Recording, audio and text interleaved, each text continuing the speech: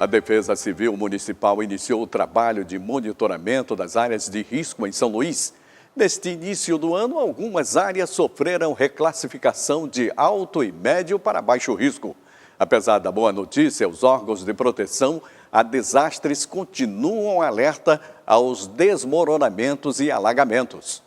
Dos 59 pontos monitorados pela Defesa Civil Municipal, um saiu definitivamente da classificação de risco e 7 foram reclassificados de alto e médio para baixo risco. É o caso, por exemplo, de 2 casarões do Centro Histórico que passaram recentemente por reforma, deixando de apresentar risco iminente, motivo de comemoração para a Defesa Civil. Nós tivemos uma ação fundamental da Prefeitura de São Luís com obras, com serviços nessas áreas, o que em alguns pontos chegou a resolver e tirar as áreas de risco e em outros a minimizar, diminuir essas áreas de risco que passaram de alto para médio e baixo. Há pelo menos 3 anos, São Luís não registra mortes por desmoronamentos. 2017 foi considerado um ano tranquilo em relação às chuvas. Já neste mês de janeiro, apesar de ter chovido mais da metade do esperado no mês, não houve registros de acidentes nas áreas de risco, para o qual, além da Defesa Civil, outros órgãos já estão preparados no chamado plano de contingência. Todo ano a gente faz uma revisão,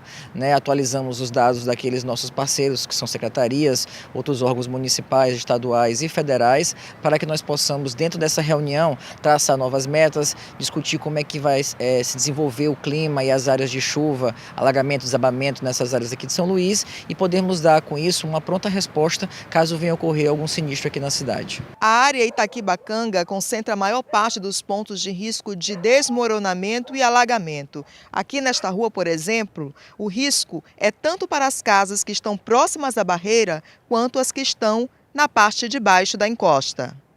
De acordo com a Defesa Civil, a situação é agravada porque a água utilizada pelos moradores da parte de cima se infiltra pela encosta. Já na parte de baixo, o problema é que moradores escavam a barreira para aumentar a propriedade.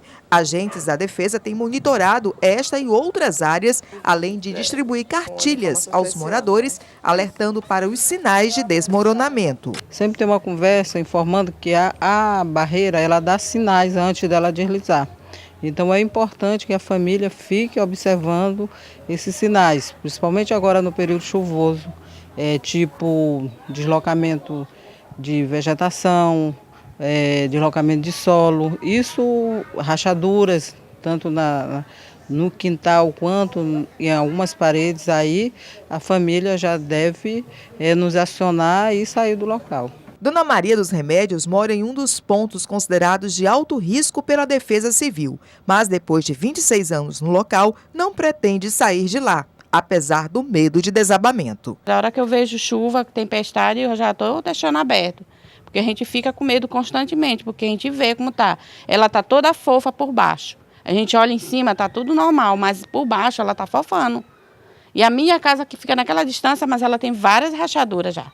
Quem mora em áreas de risco precisa estar atentos aos sinais de perigo e saber agir em caso de emergência. Se as pessoas tiverem que sair dos seus locais, a Defesa Civil já faz antes uma prévia com essas pessoas, indicando quais são os locais, qual a rota de fuga que eles vão ter que ter.